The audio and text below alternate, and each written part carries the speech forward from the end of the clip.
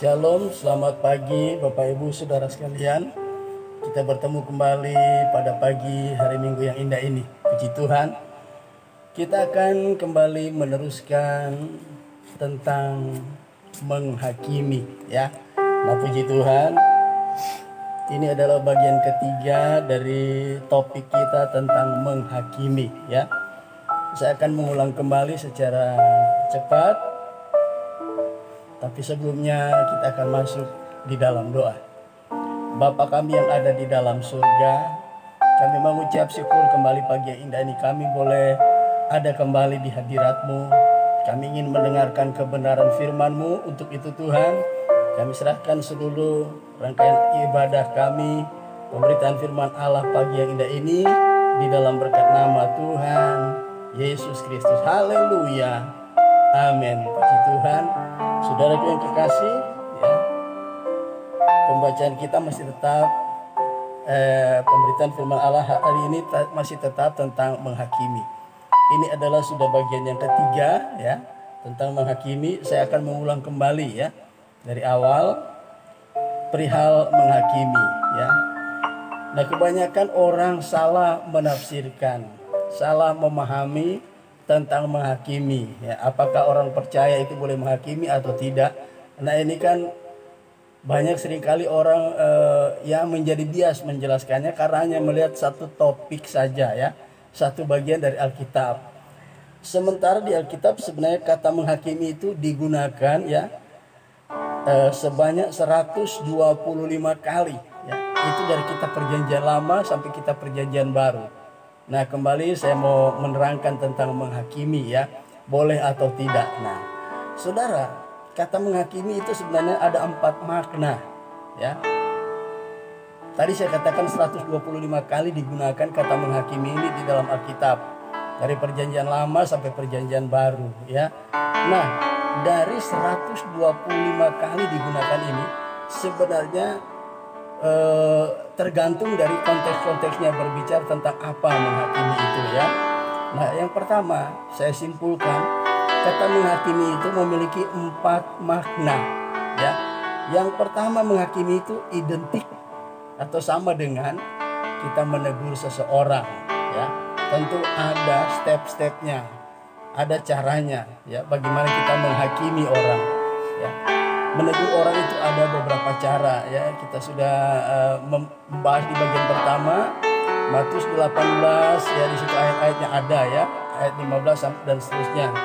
Kemudian ya, menghakimi itu identik juga dengan menasihati ya. Itu bagian pengertian yang kedua. Pengertian yang ketiga adalah menghakimi itu identik dengan menuntun ya. Nah, yang keempat adalah menghakimi itu identik dengan kata memimpin. Nah, hal ini diperlihatkan ya di dalam kitab Hakim-Hakim. Sebelum bangsa Israel memiliki seorang raja ya, setelah Musa pemimpin bangsa Israel meninggal, digantikan kepemimpinan oleh Yosua ya. Setelah Yosua meninggal, di kitab Hakim-Hakim diceritakan tidak ada lagi pemimpin, makanya Tuhan mengangkat pemimpin hakim-hakim namanya. Nah, itu bukan mempersalahkan saudara ya.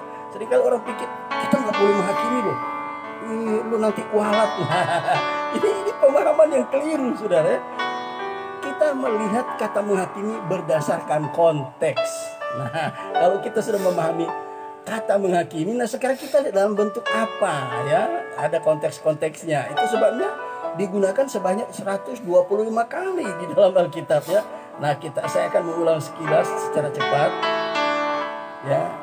Bagian pertama dan bagian yang kedua kita sudah melihat ada 6 ya, ada 6 syarat untuk menghakimi ya.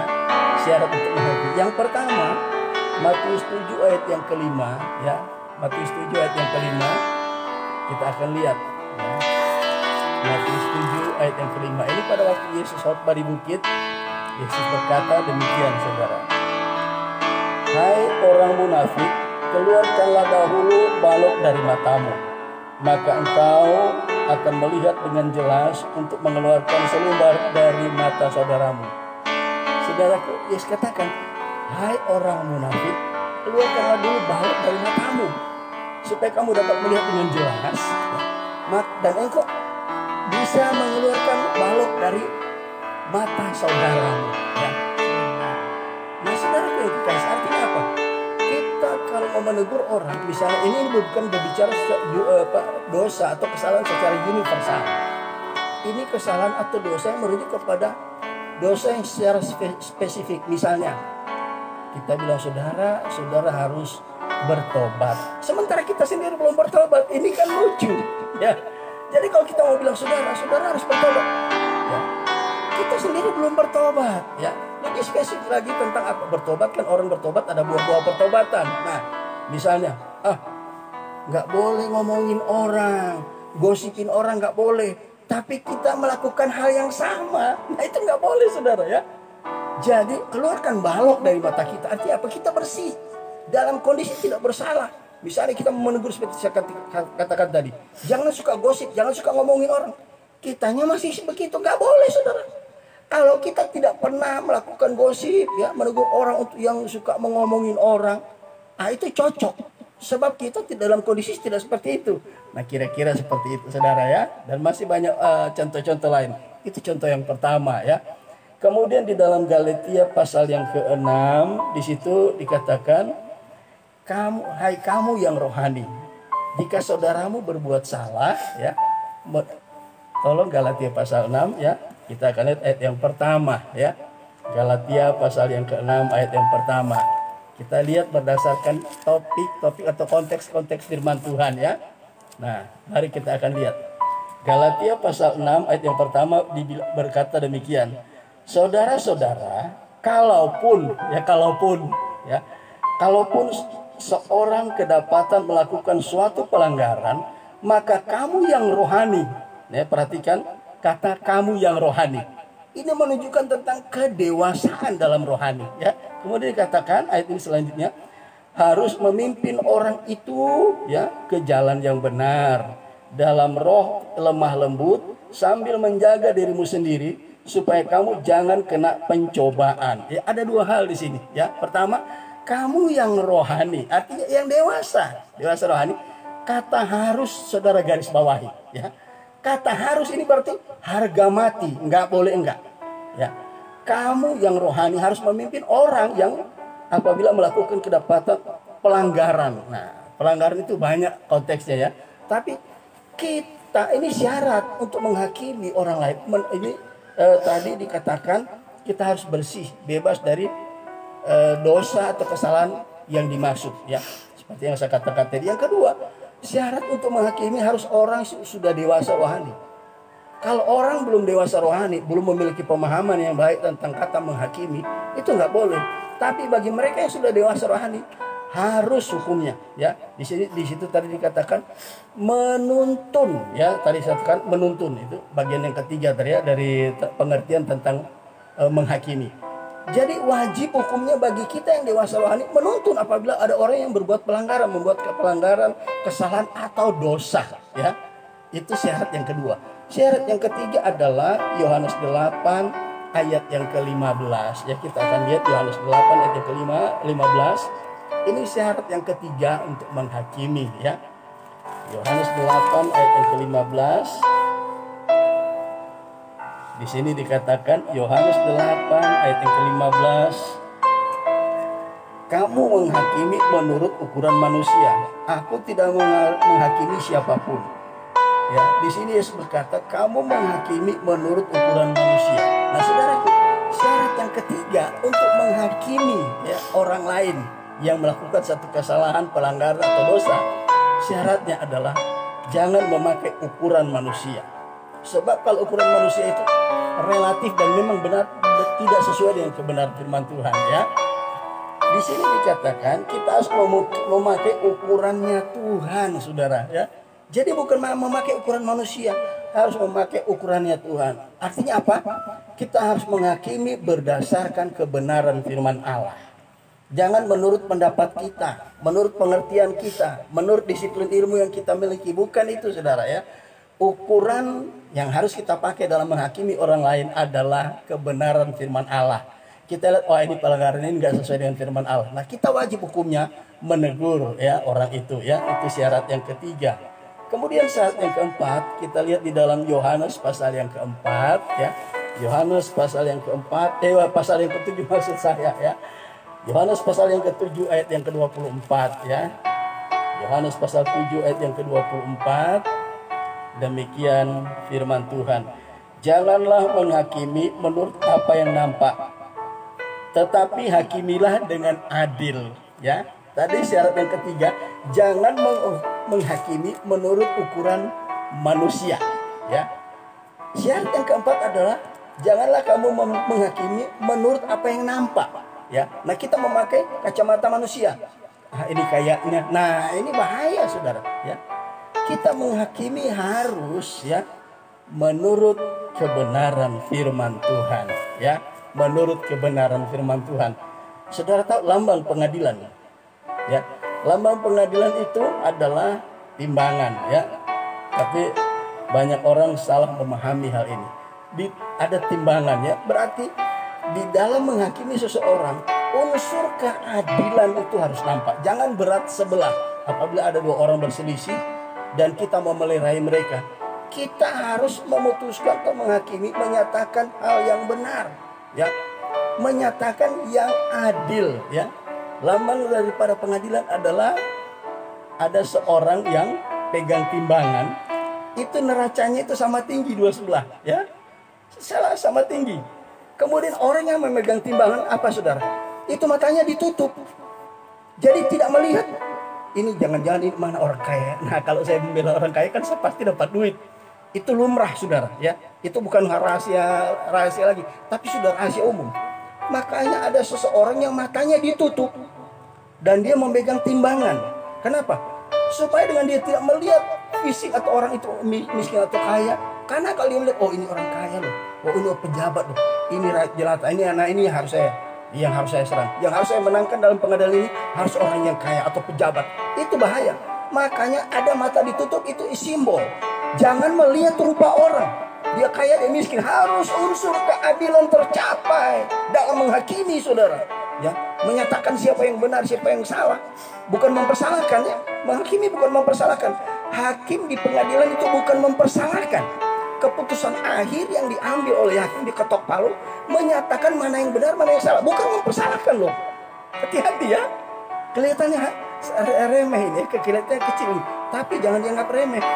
Ini harus seorang hakim diilustrasikan harus tutup mata. Artinya jangan melihat orang. Ini kebanyakan kebablasan Saudara. Makanya kenapa ada naik banding. Karena nampak matanya ini sudah dipengaruhi ya. Tidak semua lawyer, tidak semua hakim ya, membela seseorang dengan benar. Tapi tidak semua hakim seperti itu, tidak semua lawyer seperti itu. Mereka tidak melihat orang ini yang akan mereka bela, yang akan mereka menentukan siapa benar siapa salah dengan pandangan manusia. Harus berdasarkan hukum dan bukti-bukti materi di persidangan, disertai saksi-saksi. Ini yang harus kita pahami. Kemudian yang kelima dikatakan 1 Raja-Raja pasal 3, kita tidak perlu baca, nanti Saudara baca sendiri. 1 Raja-Raja pasal 3 ayat 7 sampai 9. Kemudian kita lompat di dalam ayat 16 sampai 18. Di sana diceritakan ada dua orang ibu di satu rumah ya. Dua-dua hamil, ya, hamil tua, kira-kira begitu ya. Tahu-tahu anaknya dua-dua melahirkan ya. Nah, pada waktu malam kedua ibu ini sama-sama tidur. Tahu-tahu tengah malam ibu yang menindih anaknya, salah satu ibu si A katakan begitu. Ibu si A menindih anaknya tanpa disadari. Lalu dia tanpa disadar dengan refleks dia kebangun Saudara. Dia pikir apa ini yang mengganjal saya? Ternyata yang ditindihin anaknya. Nah, anaknya mati. Wah, dia lihat anaknya mati, dia lihat ibu yang tidur di sebelah dia ya. Katakan satu kamar dua ranjang kan, dua tempat tidur. Nah, ibu yang satu, ibu si D, anaknya hidup. Puji Tuhan, menurut dia mungkin ya, puji Tuhan ibu ini tidur. Diambil anak ibu ini yang hidup ini digantikan dengan anak yang mati. Pagi-pagi ibu yang punya anak yang hidup ya, dia bingung, loh kok anak saya mati. Tapi ibu yang betul-betul ibu kandung dari bayi yang dilahirkan mengenali ciri-ciri anaknya ya, walaupun sama-sama masih bayi, nggak dijelaskan alasan Kalau satu laki satu perempuan ketahuan, kemungkinan ini dua laki-laki atau dua perempuan. Dia bilang sama ibu yang punya anak itu yang sudah mati itu, yang digendong dia, ini bukan anakku, ini anakmu. Mereka berdebat, enggak, anakmu yang mati, anakmu yang mati. Nah, akhirnya saudara, tanpa ada penyelesaian dari antara mereka, menghadaplah mereka ke Raja Salomo yang dikaruniai Allah hikmat luar biasa. Nah, saudara, di pengadilan, katakanlah di ruang pengadilan Raja Salomo ditanya, coba siapa ibu yang punya anak yang mati? Ya, ibu si A berkata, itu anak dia yang mati. Kata ibu si B, ya, yang anaknya hidup, anakku yang hidup. Begitu bolak-balik begitu ditanya Raja Salomo. Raja Salomo yang punya hikmat Allah luar biasa, saudara. Di sini hikmat Salomo pertama diuji oleh Tuhan. Ya, Tuhan uji apakah Salomo akan hidup berjalan dengan hikmat Allah. Terbukti, saudara. Akhirnya apa? Raja Salomo bilang sama pengawalnya, tolong ambilkan pedang. Wah, ini bingung, saudara. Ibu dua ini bingung. Baik ibu yang anak yang mati maupun ibu yang anaknya hidup. Ya udah, kalau begitu ambil pedang aja, Raja. Biar kita sama-sama ngambil sebagian. Nah, ini kan aneh. Tapi Raja Salomo ambil pedang. Setelah pedang itu dipegang di tangan dia, mau dipenggal, apa yang terjadi, saudara? Terjadi luar biasa. Ya, satu pertunjukan yang luar biasa. Ibu kandung dari bayi yang hidup itu, ibu si B, anak si B itu, apa yang terjadi?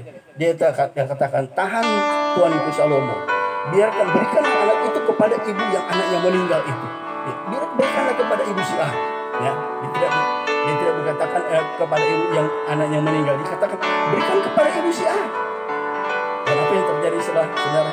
Salomo berkata, ambil anak itu, berikan kepada ibu si B. Dialah ibu yang sejati. Kita lihat mengadili itu harus pakai hikmat Tuhan, saudara. Ya, menghakimi itu harus pakai hikmat Tuhan.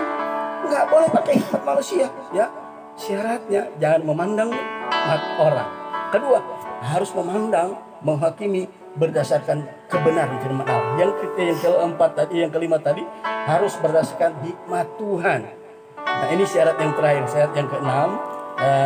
Mari kita buka di dalam Matius pasal 14, ya. Matius 14 ayat 13 dan ayat 14 saya akan bacakan, ya. Kita akan lihat Matius pasal 14 ayat 13 dan ayat yang ke-14. Kita akan lihat, saya akan bacakan ayat itu, ya, perhatikan ayat 13 dan ayat 14. Dengan perikop Yesus memberi makan 5.000 orang, ya. Ini konteksnya ada hubungannya, sangat dekat hubungannya dengan kata menghakimi. Tapi ini topiknya bukan masalah menghakimi, saudara, ya. Yesus memberi makan 5.000 orang, ya. Nah, ayat 13 perhatikan. Setelah Yesus mendengar berita itu, menyingkirlah ia dari situ dan hendak mengasingkan diri dengan perahu ke tempat yang sunyi. Tetapi orang banyak mendengarnya dan mengikuti dia dengan mengambil jalan darat dari kota ke kota mereka. Ayat 14 perhatikan, ya. Ayat 14, ketika Yesus mendarat, ia melihat orang banyak yang besar jumlahnya, maka tergeraklah hatinya oleh belas kasihan kepada mereka dan ia menyembuhkan yang sakit, ya. Nah, ini masih ayat 13-14 masih berbicara tentang orang yang sakit, orang yang diberi makan 5.000 orang, ayat 15 sampai seterusnya sampai ayat yang ke-20. Nah, saudara, perhatikan dari kasus atau dari satu peristiwa, ya, peristiwa sejarah yang pernah terjadi. Pada waktu Yesus mau menyeberang ke tempat yang sunyi, orang banyak mendengar. Akhirnya mereka mengikuti jalan laut. Berarti Yesus mengikuti jalan laut, saudara. Nah, apa yang terjadi? Sesampainya di sana, ternyata Yesus sampai di sana, orang-orang banyak duluan nyampe, saudara. Maka Yesus lihat banyak orang banyak itu. Dia tergeraklah hatinya oleh belas kasihan karena ada banyak orang sakit ternyata yang dibawa. Dan apa yang terjadi? Kesembuhan terjadi karena apa? Yesus melakukan karena dia tergerak hatinya oleh belas kasihan. Saudara, dalam kita menghakimi orang lain, ya, kelima syarat itu harus diperhatikan. Kemudian ini syarat yang terakhir, biarlah kita hati penuh dengan belas kasihan. Apapun yang kita mau melakukan maupun menghakimi orang lain harus berdasarkan hati yang penuh belas kasihan. Bukan karena kita iba. Kalau iba dengan hati yang penuh belas kasihan itu beda, ya. Semua manusia bisa punya hati yang iba, tapi kalau Yesus bukan hati yang punya iba, memang betul-betul kasih yang murni, ya. Sebab dia melakukan dengan penuh belas kasihan. ya. Kita menghakimi itu harus penuh dengan belas kasihan. Ini dasar Yesus melayani, saudara, ya. Baik menghakimi dan lain sebagainya. Maka Yesus katakan tadi, jangan kamu menghakimi menurut manusia, pandangan manusia. Jangan kamu menghakimi menurut cara manusia, ya. Tetapi hakimilah dengan adil. Nah, semua itu didasarkan karena kita punya hati yang penuh belas kasihan.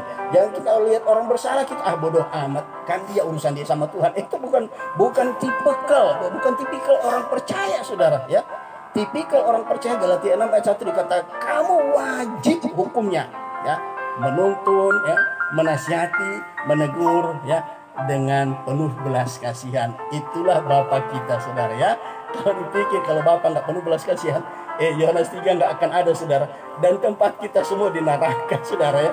Makanya sorga menjadi bagian kita, Bapa kita penuh belas kasihan. Karakter Bapa harus turun, harus dimiliki oleh setiap anak-anak Tuhan. Nah, sekarang, ya, siapa yang harus dihakimi? Jadi ke-6 poin sudah selesai syarat untuk menghakimi. Sekarang masuk pada bagian berikut, ya. Siapa yang harus dihakimi? Nah, ini bagaimana apakah orang di luar Tuhan kita boleh hakimi? Atau hanya sesama jemaat? Atau kepada siapa? Nah, sekarang kita lihat, ya, syaratnya siapa yang harus dihakimi, ya, untuk masa kini, ya. Jadi ada di masa kini dan masa depan ada, ya. Kita perhatikan ini semua dicatat di Alkitab, saudara, ya. Saya nggak mereka-reka, ya. Semua ada di dalam Alkitab. Perhatikan, ya. Mari kita buka di dalam 1 Korintus 5 ayat yang ke-12. Kita akan lihat 1 Korintus 5 ayat yang ke-12, ya. 1 Korintus 5 ayat 12 kita akan lihat siapa yang harus dihakimi, ya. Jadi jelas, menghakimi boleh, ya. Syarat-syaratnya apa? Nah, kita tadi saya sudah jelaskan. Poin pertama sampai poin yang kelima. Sekarang kita lihat siapa yang harus dihakimi. Perhatikan, ya. 1 Korintus 5 ayat 12 saya akan bacakan. Sebab dengan wewenang apakah aku menghakimi mereka yang berada di luar jemaat, ya? Bukankah kamu hanya menghakimi mereka yang berada di dalam jemaat? Rasul Paulus menasihati kepada anak-anak Tuhan yang ada di kota Korintus, ya. Jemaat Korintus itu terlalu banyak kasus, saudara, ya. Suka mempersalahkan satu dengan yang lain dan sebagainya, ya. Makanya jemaat Allah, jemaat Tuhan, anak-anak Tuhan yang ada di kota Korintus itu terbagi ke dalam 4 kelompok, ya. Ada masuk dalam kelompok Apolos, ya, pakar teologi, ya. Kalau Apolos pakar teologi. Kemudian ada masuk dalam kelompok Petrus, ya, atau Kefas. Wah, Petrus, Kefas, hebat, saudara, ya. Bayangannya saja orang sakit kena bayangan Petrus sembuh, ya. Kemudian ada lagi yang bilang, oh, aku golongan Paulus. Nah, Paulus nggak kalah dahsyat Tuhan pakai. Sapu tangannya, jubah bekasnya dibawa kepada orang sakit tanpa kehadiran, sebab begitu tanpa kehadiran Paulus. Bawa saja sapu tangannya, bawa saja baju atau jubah bekasnya, kenakan kepada orang yang sakit, sembuh, saudara. Dahsyat memakai Tuhan kepada setiap hamba Tuhan itu berbeda. Tuhan punya cara yang berbeda. Nah, jemaat Korintus ada yang lebih eksklusif.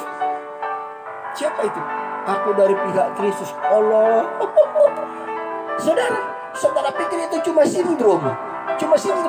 Anak-anak Tuhan kota Korintus. Di Indonesia pun termasuk di tempat kita masing-masing. Ada jemaat memiliki sindrom Korintus. Apa itu? Mengidolakan hamba Tuhan, ya. Nah, saudara, firman Allah katakan, Paulus katakan kepada anak Tuhan yang ada di kota Korintus, ya. Kita tidak punya wewenang menghakimi orang di luar Tuhan. Yang kita harus hakimi adalah sesama anak Tuhan. Nah, sesama anak Tuhan ini konteksnya bukan misalnya saya dari GPDI misalnya. Oh, nggak boleh kita masuk campur atau urusan orang lain, misalnya yang bersalah orang GBI. Bukan itu, ya. Jemaat dalam konteks di sini jemaat universal dari gereja apapun, sepanjang dia percaya Tuhan di dalam Tuhan, wajib hukumnya kita menegur dia, menghakimi dan sebagainya. Kita lihat apa yang dilakukan. Itu wajib hukumnya. Jadi kita hanya menghakimi kepada sesama orang percaya, ya. Itu yang harus kita ketahui. Nah, untuk itu masa sekarang, ya. Bagaimana dengan masa depan? Saudara, tanpa kita sadar, Tuhan mempersiapkan gereja Tuhan bukan hanya mampu menghakimi orang-orang percaya di dalam Tuhan sekarang ini, tapi di masa depan kita lihat, ya. Untuk masa depan kita lihat 1 Korintus 6 ayat yang kedua. Ya, 1 Korintus 6 ayat yang kedua dikatakan, atau tidak tahukah kamu bahwa orang-orang kudus atau anak-anak Tuhan akan menghakimi dunia? Dan jika penghakiman dunia berada di dalam tangan kamu, tidakkah kamu sanggup mengurus perkara-perkara yang tidak berarti? Saudara, masa kini kita hanya boleh menghakimi sesama anak Tuhan, tapi masa depan, masa yang akan datang, Tuhan bilang apa? Tidak, atau tidakkah kamu tahu bahwa kamu akan menghakimi dunia? Wow, kapan itu? Di masa 1000 tahun damai, Yesus akan memerintah dengan kita. Makanya kita bekerja apa? Maka jerilah kita di dalam pelayanan dengan Tuhan, tidak sia-sia. Nanti saudara, kerajinan itu menentukan kita nanti akan dipercayakan oleh Tuhan memerintah. Ada yang memerintah 1 kota, ada yang memerintah 2 kota, 3 kota dan sebagainya. Ya, puji Tuhan kalau kita bisa dipercayakan untuk nanti dapat memerintah orang-orang yang akan kita pimpin ya. Di Indonesia sama, misalnya saya ada di Pamulang misalnya ya.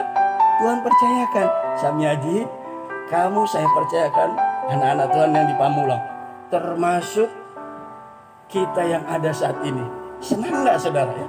Jadi mari kita persiapkan diri kita dalam menguasai arti menghakimi itu, supaya kita bisa nanti memerintah bersama Tuhan, menghakimi umat-umat Allah yang ada di seluruh muka bumi di masa milenium, masa 1000 tahun damai. Kita memerintah bersama Raja di Raja, Tuhan kita Yesus Kristus. Kemudian ayat yang ketiga ya, 1 Korintus 6 ayat yang ketiga, ayat yang kedua dikatakan dunia itu kelompok orang percaya ya. Kemudian ayat yang ketiga 1 Korintus 6, tidak tahukah kamu bahwa kita akan menghakimi malaikat-malaikat? Jadi apalagi perkara-perkara biasa dalam hidup kita sehari-hari ya. Ya, di komunitas kita ada banyak masalah. Lebih spesifik lagi bagi kita yang tergabung di aplikasi 231 Indo VWT Rumah Kasih, nggak sedikit masalah saudara ya. Nah, kita yang tahu kebenaran, kita nggak boleh berdiam diri. Kita harus menyatakan mana yang benar, mana yang salah ya. Misalnya kalau saya ada meet up, saya berani karena apa? Menyatakan satu kebenaran ya, bukan emosi dan sebagainya, bukan, harus dengan hati yang penuh belas kasihan ya. Kalau misalnya kita ada masalah siapapun dimanapun komunitas saudara, di situ ada kesalahan, itu tugas saudara yang sudah mengetahui pengajaran ini ya. Nah, satu waktu nanti kita akan menghakimi malaikat. Wow, sekarang malaikat satu tingkat lebih tinggi dari manusia, tapi ada waktunya kita lebih tinggi dari malaikat, sebab kita akan menghakimi mereka ya. Kita akan menghakimi mereka ya. Nah, ini luar biasanya Tuhan mengajarkan kita hal-hal yang benar, yang harus kita ketahui dan harus kita paham dengan sungguh-sungguh. Jangan setengah-setengah.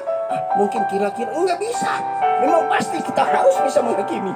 Ya, Tuhan persiapkan itu untuk masa kini dan masa yang akan datang. Yang terakhir di dalam Wahyu pasal 20 ayat 4 ya, saudara catat saja ya. Wahyu 20 ayat 4, Zakaria 9 ayat 10, Yesaya 2 ayat 1 dan 3. Kita akan mengadili bangsa-bangsa.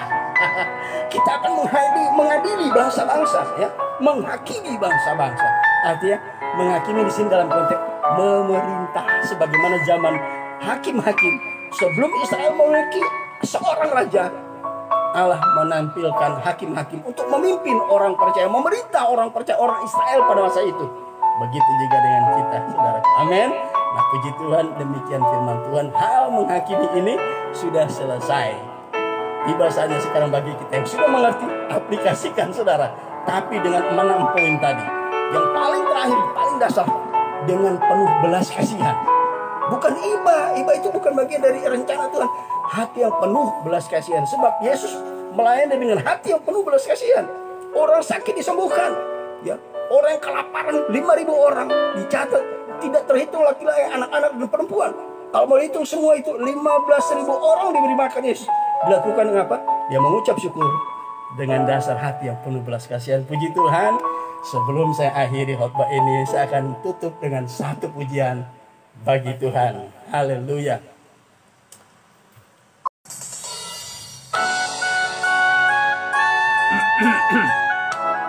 Puji Tuhan. Saya akan akhiri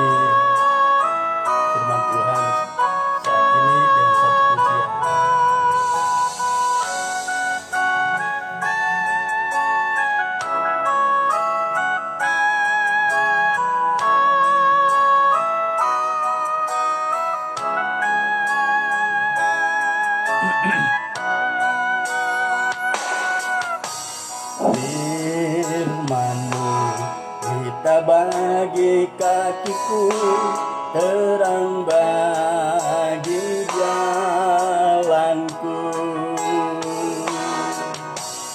Firman-Mu pelita bagi kakiku, terang bagi jalanku. Waktu ku bimbang dan hilang jalanku, tetaplah Kau di sisiku. Dan takkan ku takut asal Kau di dekatku, besertaku selamanya. Oh, firman-Mu pelita bagi kakiku, terang bagi jalanku. Haleluya. Puji Tuhan. Dalam segala hal saudara, lakukanlah berdasarkan kebenaran firman Tuhan. Haleluya. Apalagi dalam hal menghakimi saudara. Amin. Puji Tuhan. Saya percaya Roh Kudus mampukan kita. Haleluya. Terima kasih Tuhan. Haleluya. Haleluya. Terima kasih Tuhan. Firman-Mu pelita bagi kakiku, terang bagi jalanku. Firman-Mu pelita bagi kakiku, terang bagi jalanku. Waktu ku bimbang dan hilang jalanku, tetaplah Kau di sisiku. Dan takkan ku takut asal Kau di dekatku, besertaku selamanya. Oh, firman-Mu pelita bagi kakiku, terang bagi jalanku. Terang bagi jalanku. Terang bagi jalanku. Haleluya, haleluya. Kita satu di dalam doa saudaraku. Bapa yang baik, Bapa yang kami sembah dalam nama Yesus. Terima kasih Bapa. Kebenaran firman-Mu perihal tentang menghakimi hamba sudah sampaikan kepada umat-Mu. Bapa, kami percaya ini adalah kehendak-Mu untuk kami anak-anak-Mu belajar menghakimi, yaitu belajar menegur, belajar menasihati, belajar menuntun, belajar memimpin umat-umat Allah yang melakukan pelanggaran sesuai dengan kebenaran firman-Mu. Terima kasih Bapak, kami percaya kami sudah mendengar kebenaran firman Allah dengan baik, dan kami mohon Tuhan meteraikan kebenaran firman-Mu dalam setiap hati kami, sekaligus Tuhan Engkau menolong kami oleh Roh Kudus, memampukan kami mengaplikasikan apa yang sudah kami pahami dengan baik, agar supaya kami boleh menjadi berkat kepada orang lain, dan orang yang kami bawa ke dalam jalan kebenaran, mereka juga akan menyadari hidup mereka bahwa mereka harus selalu berjalan di dalam terang kebenaran firman-Mu. Terima kasih Bapa, di dalam berkat nama Yesus Tuhan dan Raja kami sudah berdoa dan mengucap syukur kepadamu. Haleluya, haleluya, amin. Puji Tuhan. Bapak Ibu Saudara sekalian, sampai di sini pemberitaan firman Allah pada pagi hari Minggu ini. Kita jumpa lagi pada minggu yang akan datang dengan topik yang berbeda. Tuhan Yesus memberkati kita semua. Haleluya. Amin.